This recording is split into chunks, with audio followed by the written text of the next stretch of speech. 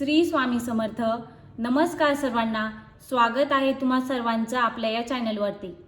आपल्या घरातील सर्वात महत्त्वाचे स्थान म्हणजे आपले देवघर असते आणि आपल्या देवघरात जे काही कुलदेव आहे, आपले कुलदैवत आहे, त्यांची सेवा ही आपल्याकडून रोज व्हायला हवी, जेणेकरून आपल्या आयुष्यातील जे काही संकटे आहे, ज्या काही अडचणी आहे ते दूर होण्यास मदत होईल.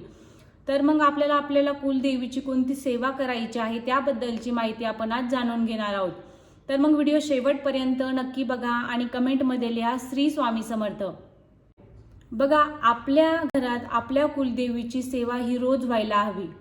रोज नाही तर किमान आपल्याला जे काही आठवड्यातील दिवस आहे, म्हणजे मंगळवार असो, शुक्रवार असो, पौर्णिमा असो, या दिवशी आपल्याला आपल्या कुलदेवीची सेवा करायची आहे. आणि कुलदेवीची सर्वात आवडती सेवा म्हणजे श्री दुर्गा सप्तशती पाठ.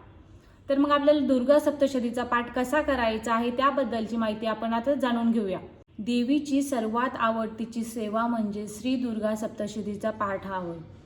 तसे तर रोजच आपल्याला आपल्या देवीची सेवा करायची असते, परंतु रोज आपल्याला कोणाकडे वेळ नसतो. त्यामुळे आपल्याला किमान आठवड्यातील जे काही देवींचे वार आहे, म्हणजे मंगळवार असो, शुक्रवार असो किंवा पौर्णिमा असो, या दिवशी आपल्याला श्री दुर्गा सप्तशतीचा पाठ करायचा आहे.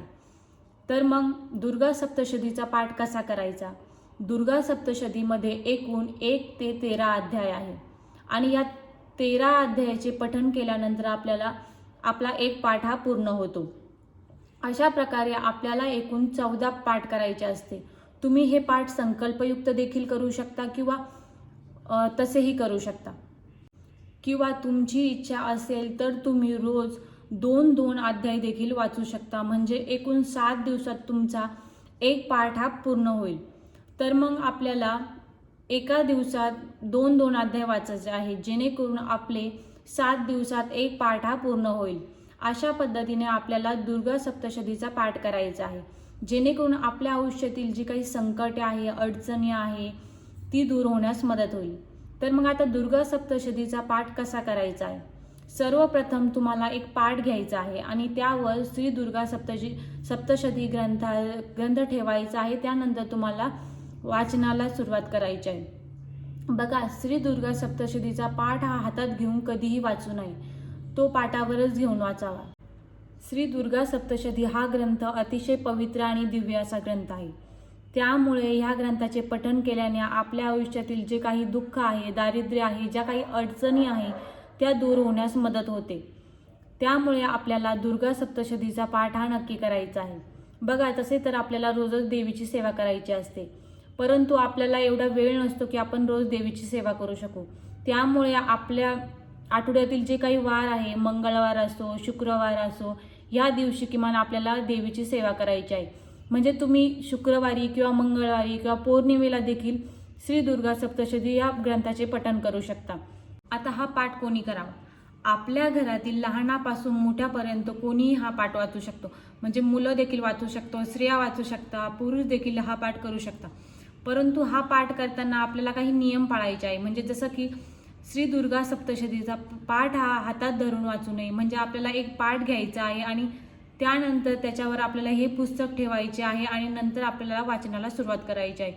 म्हणजे काय की सप्तशती हा ग्रंथ अतिशय पवित्र असून आपल्याला हा ग्रंथ हातात घेऊन वाचायचा नाही. आणि जर स्त्रिया हा ग्रंथ वाचत असेल तर स्त्रियांनी साडी परिधान करायची आहे, हातात बांगड्या घालायच्या आहे आणि कपाळी कुंकू लावायचे आहे. बघा, आपल्या आयुष्यात काही संकटे असतात, जसे की मुलं बाळ होत नाही, लग्न जमत नाही, यासाठी ही सेवा अत्यंत प्रभावी आहे. परंतु आपण जेव्हा कोणती सेवा संकल्पयुक्त करतो त्यासाठी आपल्याला काही नियम पाळायचे असतात. म्हणजे जसं की आपल्याला कडकडीत मांसाहार वर्ज्य करायचं असतं, ब्रह्मचर्याचे पालन करायचे असते. ही सेवा तुम्ही रोजही करू शकता आणि तुम्हाला ही सेवा जर संकल्पयुक्त करायची असेल तर तुम्हाला या नियमाचे पालन करावे लागेल. ह्या पाठामध्ये एकूण 13 अध्याय आहे.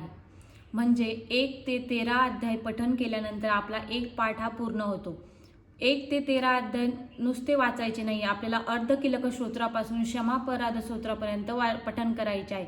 म्हणजे 1 ते 13 अध्याय वाचून आपला एक पाठ हा पूर्ण होतो. अशा प्रकारे आपल्याला श्री दुर्गा सप्तशतीचा पाठ करायचा आहे. तर तुम्ही 14 पाठ करू शकता, 21 पाठ करू शकता, 51 पाठ करू शकता किंवा 108 देखील पाठ करू शकता.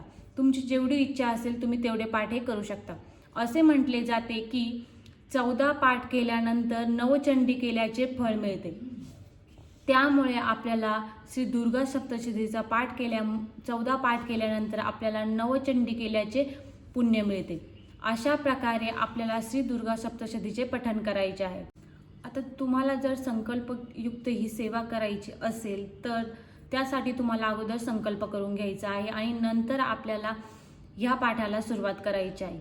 सर्वप्रथम आपल्याला पाठ वाचण्या अगोदर आपल्याला एक माळ 99 मंत्राची करायची आहे. आता 99 मंत्र कोणता?